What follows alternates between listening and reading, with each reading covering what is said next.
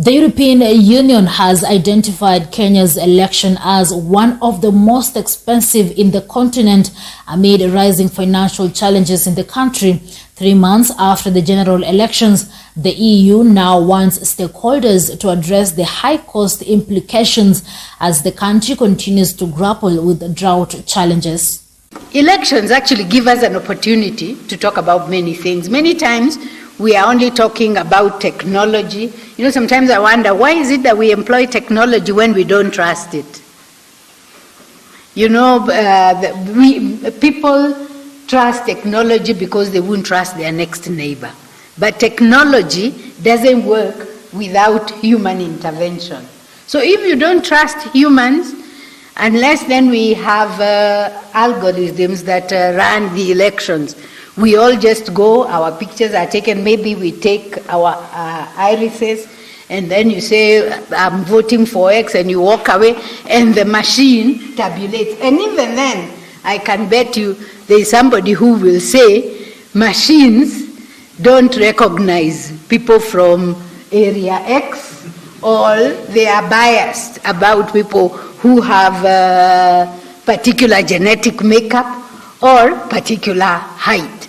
So in essence, I think we need to see elections as a prism through which we did. When we talk about, look at the elections compared with previous elections, a lot of you have mentioned that they were largely peaceful. There was an absence of physical conflict.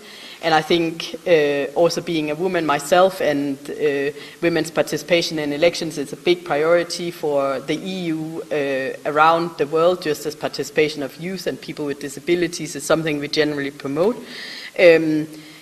We also noticed this absence of physical violence targeting women and an absence of SGBV, which we were extremely pleased to note. But in the online space, there was a lot of harassment and verbal insults and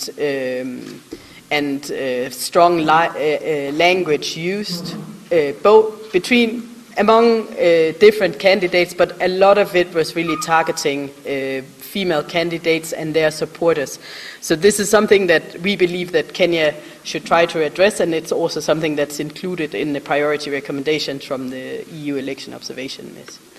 There's a recommendation for IEBC to implement improvements in election technology based on regular audits and stakeholder consultations and to improve consistency and transparency. So what this means is that the report recognized that there were some KIMS issues, but largely also comparing with how voter authentication machines are performing in other elections. They are not major issues. But what is probably missing a little bit more is some better discussions and understanding of how this all works. Although there was some infographics, but I think also much earlier, so people know this and are comfortable. The testing happened very, very late of the systems, and maybe some of the issues could have been improved if the testing had happened earlier.